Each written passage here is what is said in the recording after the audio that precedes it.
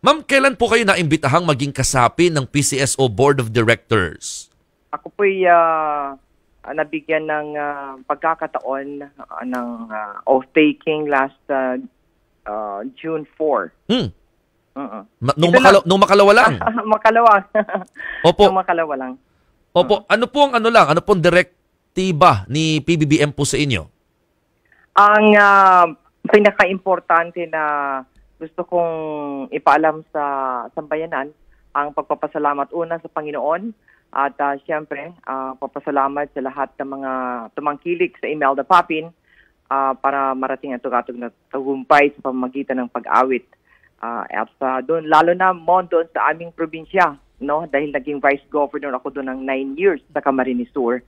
Kaya ako'y natutuwa dahil binigyan ako ng pagkakataon ng ating presidente, President Ferdinand Marcos Jr., ng gagawin para sa ating mamamayan bilang isang direktor ng PCSO.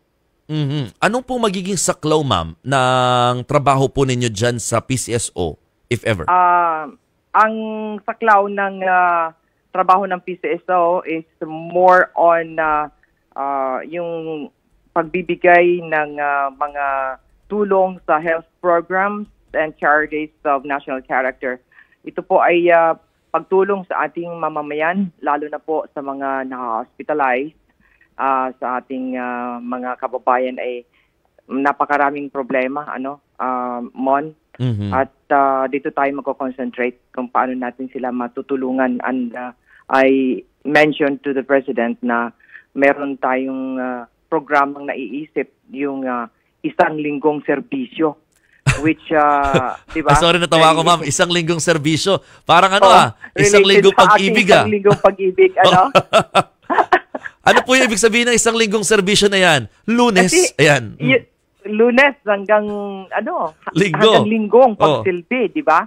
Kasi, nung naging vice governor ako, talaga ang problema pagdating ng Sabado at Linggo, siyempre, walang opisina. So, ipopropose ko sa board ito na dapat dagdagan natin yung araw kasi ang isang linggo kulang ng 2 araw, di ba? So, pag-uusapan kung paano namin ito aaprubahan dahil napakaganda po nito sa dami ng mga talagang umiiyak, maraming humihingi ng tulong sa akin. Experience ko po ito kahit wala na ako sa aking tungkulin bilang vice governor. Pero talagang nararamdaman ko yung kanilang damdamin na bakit walang Sabado at Linggo nahingian sila ng tulong.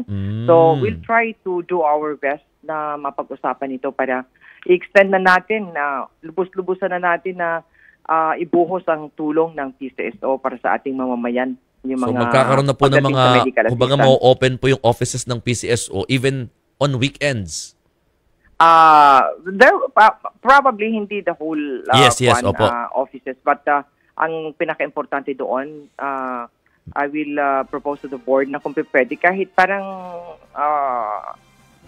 call center type of thing, yung gano'n, na merong mag-a-attend sa mga yung mga submission ng mga requests and hopefully online pwede ma-aprobahan ng ating agency.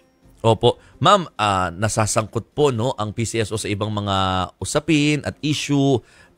Buti po tinanggap niyo pa rin po ang alok na ito na posisyon. At paano niyo po ito haharapin kung sakali bilang bahagi na rin po ng PCSO? Alam niyo po, kahit anong agency naman ay talagang minsan nasasangkot po sa anumang mga controversial issues. Tingnan po natin kasi siyempre ako po ay will just be reporting for work on Monday. Although by today or even yesterday, nagbisita na po ako sa PCSO. But hayaan yung for me to acquire first all the information and data and facts that needed for me to respond accordingly. Para pag ako'y tinanong, kahit papaano, full of knowledge ko as regards to what is happening at PCSO. But sa akin kasi, Mon, napaka-importante sa akin yung mag-focus tayo dito sa pagtulong.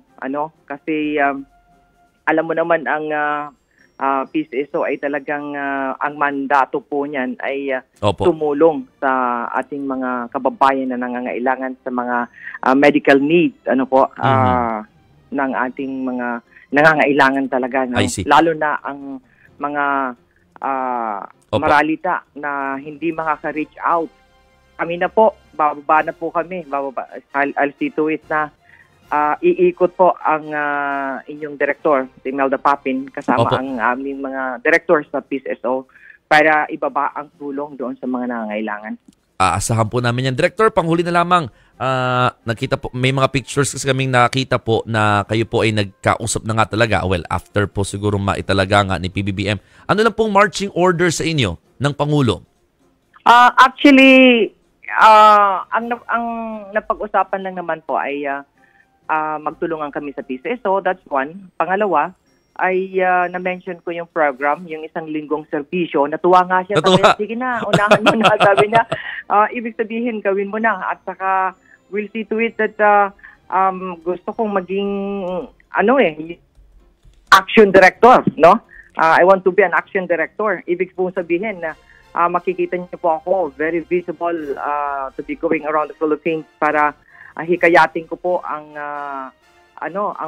management po ng PCSO na talagang iikot ang tulong sa ating That's mamamayan. good. Opo, kasi yun naman ang kailangan ng tao, no, makita. Naku ma'am, ang dami hong kinikilig at natutuwa pag kayo talaga ay guest namin dito sa programa. Oo, talagang aliw na aliw sila. Talagang, ito ang dami ho. Sina Jojo Tuazon Cruz, may sample po ba? Yung isang linggong pag-ibig muna bago yung isang linggong serbisyo. O, sina Justin Enriquez, tuwan-tuwa sila. Adela Ahonen. Talaga, salamat. Oo, Mukhang mga fans na fans mo ito, ma'am. Ay, maraming salamat. Maraming salamat po sa inyo lahat sa tiwala. Thank you so much. Dahil kayo po ang naglagay sa Imelda Papin sa tugatog ng tagumpay.